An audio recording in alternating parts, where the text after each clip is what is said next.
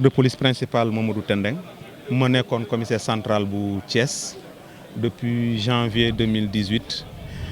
diir bi gàtt na gàttul parce que ci fukki weer ku taxaw pour liggéey di nga liggéey dina am li nga def donc fekk nañ fi ay agents yu dévoués mais ñu boole woon ci li ñu bëgg fexe ba police bi ak population bi nekk benn. fexe ba suñu diggante ak population yi ratax parce que buñ fi nekkee population yi tax ñu nekk fii ñun dañoo choisir servir population yi donc ki nga wax ni yow da nga taxaw pour liggéeyal ko da nga ko war a respecter da nga ko war a déglu da nga ko war a yëg donc loolu bokkoon na ci li ma gënoon xar sama tànk tubéy pour mu am fi donc chaque jour ma doon ñaax samay collaborateurs pour bu fi nit ñëwee rek nañ ko teeru bu rafet nañ ko déglu mën ko fajal soxlaam parce que boo déglu nit ki mënoo nit ki ñëw si yow bu la nuyee doo ko fay wala mu wax nga yuwu ko wala muy ñëw sa ragal la bu ñëwee yaakaaruma ni dina mun a am xel mu dal bi mu lay waxee soxlaam ba nga mun koo faj te bu dee nit ki day ñëw si yow mu ànd ak xel mu dal mun na la tiis soxlaam ngeen waxtaan ci ba trouver solution loolu moo nekkoon vraiment li nga xam ne jéem nañ ko te yaakaar naa am na amélioration am na li nga xam ne amoon na fi ba tey am na sax ñu nga xam ne boo leen ne légalisation dañ leen ne non dewuma police parce que 11h dañuy arrêté te ba pare bu ñu jëlee say kayit dañ leen ne ñëwal 13h wala 15h loolu jeex na fi en tout cas ci man amu fi yoon ku fi ñëw dañ lay lijjanteel say mbir nu mu gën a gaawee nga dem ci wàllum enquêteur tamit joxoon nañu enquêteurs yu bare c'est vrai. Délinquance bi am na doole trop ci Thiès il faut qu'on le reconnaisse maanaam mais délinquance bu ndaw la quoi ba tax na enquêteurs yi lu ñu bare des fois yenn affaires yi dafay traîner parce que tamit condition de travail moo xaw a métti mais fexewoon nañu ba li nga xam ne mun nañ ci gaawantu ba lijjantal ñi seen soxla def nañ ko lépp doxul na mu waroon a doxee ay nit lañu dañu am ay limites mais jéem nañu vraiment indil population li nga xam ne loolu lañ doon xaar ci ñun. Thiès am na phénomène bu doy waar moto jakarta yi ñu ngi dimbale nit ñi ci dem bi ak dikk bi mais tamit ñu ngi def lu nga xam ne lu doy waar la je pense que tey jigéen bu génn da ngay ragal ñu këf sa saak da ngay ragal ñu këf sa perruque ñu ngi ciy xeex jàpp nañ ci ay nit yu bare diggante janvier ak bés bi may wax ak yéen ñi ci mujj sax démb lañ leen defeere mais nekk na ay xale yi nga xam ne souvent xamuñu lu bari ci àddina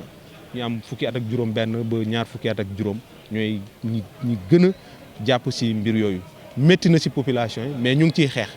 xeex pour mu deñ donc ñu ngi ci gën a xalaat xool nu ñuy def bu vraiment endiguer phénomène boobu am na fi beneen phénomène tamit mooy phénomène drogue bi yambaa ji xale yi ni ñuy jëlee yambaa ji bare na ci mbirum jaay ko ak di ko jëfandiku loolu tamit xeex nañ ci lu bare jàpp nañ ci ay nit yu bare mais chaque jour day mel ni li ngay def moom wàññiw ci dara mais am nañu yaakaar ni li ñuy def plus sensibilisation waajur yi di wax ak xale yi yeneen acteurs sociaux yi dimbale ñu ci sensibilisation ba ñi xam méfaits yi nekk ci drogue peut-être dinañu dimbale parce que tey sécurité bi du répression bi kese am na en amont sensibilisation bi waaw li ci des nag am na leneen lu nga xam ne loolu dépassé na cadre police mooy acte d'incivilité yi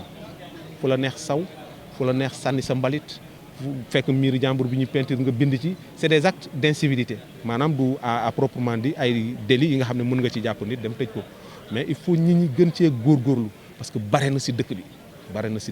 maanaam lu ñuy woowe des actes d'incivilité yi nga xam ne war nañu xeex ba mu dañ mais loolu nag mbiru ñëpp la police yenn journalistes yi ak ñëpp buñ ci jàppee je pense que dinañu gën a yar suñu compatriotes yi ba ñu am dëkk bu nga xam ne neex na dëkk waaw jumtuwaay ba moom xam nga du doy mukk parce que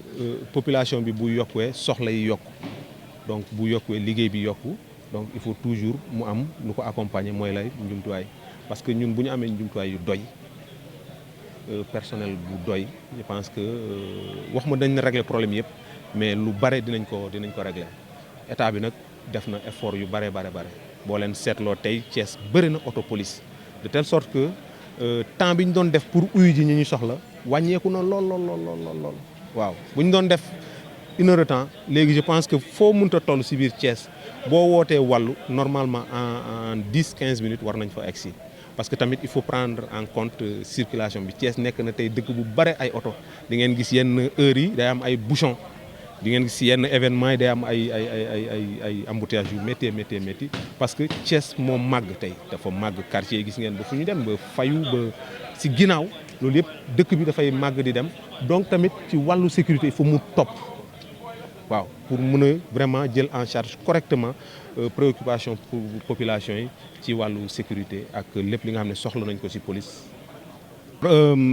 Je pourrais pas quand même faire un bilan de ce que j'ai réalisé pendant les 10 mois à la tête du commissariat central de Thiès, mais notre première en tout cas notre souci majeur, c'était quand même de rapprocher la population de la police en établissant des passerelles de communication, en élaborant quand même un plan de prise en charge correcte des populations qui viennent solliciter nos prestations. D'abord par l'accueil, l'ouverture, parce que sans confiance mutuelle entre les populations et nous, je pense que ça va engendrer des rapports heurtés et des rapports heurtés ne nous permettront pas quand même de pouvoir servir correctement les populations. Voilà pourquoi je me suis battu avec mes collaborateurs pour entretenir d'excellentes relations avec les populations, leur faciliter l'accès à ce service-là. En tout cas, mettre en place un dispositif qui nous permet de bien prendre en charge les préoccupations des populations dans tous les domaines. Donc figurez-vous que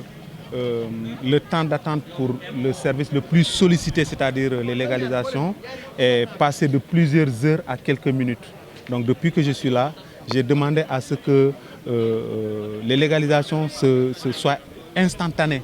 Donc toute personne qui vient pour légaliser un document peut attendre entre 5, 10, voire 15 minutes au moins. Il suffit juste de vérifier, de faire toutes les formalités, je signe le document et que la personne parte. Nous avons aussi tenté de lutter contre la petite délinquance qui est très développée aujourd'hui à Thiès avec le phénomène, on ne le dira jamais assez, le phénomène des motos Jakarta, notamment avec les vols à l'arraché. C'est très compliqué, c'est un phénomène très difficile à gérer, à combattre, mais quand même nous avons réussi à engranger des résultats positifs avec plusieurs interpellations de jeunes d'une tranche d'âge entre 16 et 25 ans qui commettent ces forfaits-là à bord des motos. Nous avons aussi essayé d'offrir aux populations de Thiès une sécurité, notamment les patrouilles nocturnes que nous organisons tous les jours avec un renfort du groupement mobile d'intervention. Je pense que ça nous a aidé à davantage mettre les populations en confiance et de combattre en tout cas substantiellement le sentiment d'insécurité. Parce que quand ils gagnent les populations, elles ont l'impression que rien ne marche, que, voilà, que c'est très compliqué. Et pour la police, il faut tout mettre en œuvre afin de réduire à un minimum acceptable le sentiment d'insécurité. Oui, vous savez, Thiès est devenue une très grande ville. Moi, je suis passé ici comme commissaire adjoint en 2009 et 2010. Mais entre 2009, 2010 et 2018, il y a eu de grands changements. Sur le plan démographique, Thiès quand même a beaucoup évolué. Vous avez vu, la ville ne cesse de grandir. Il y a beaucoup de population. Thiès aujourd'hui est à mi-chemin avec Dakar. Il y a une sorte de retour des Thiessois. Il y a de grands projets, l'aéroport qui est là, l'autoroute qui est là et plusieurs infrastructures qui font que habiter Thiès aujourd'hui n'est pas difficile parce qu'on peut se rendre très rapidement à Dakar et revenir. Du coup, avec cette concentration de population, il y a de nouvelles formes de délinquance qui vont naître. Donc, il appartient à la police d'adapter son action, de revoir son cadre d'intervention afin de pouvoir apporter aux populations une demande suffisante de sécurité, mais aussi répondre à toutes les autres préoccupations des populations. Je pense que nos autorités y réfléchissent. Il y a déjà les 3 postes police, le commissariat du 1er arrondissement plus le commissariat central. C'est bien beau, mais il faut peut-être penser à les renforcer en effectifs, en moyens, et puis également offrir aux populations des formations de mise à niveau pour mieux répondre aux aspirations et aux besoins des populations aujourd'hui. C'est très important pour la police. Il faut que nous soyons, comme je le dis, à la page.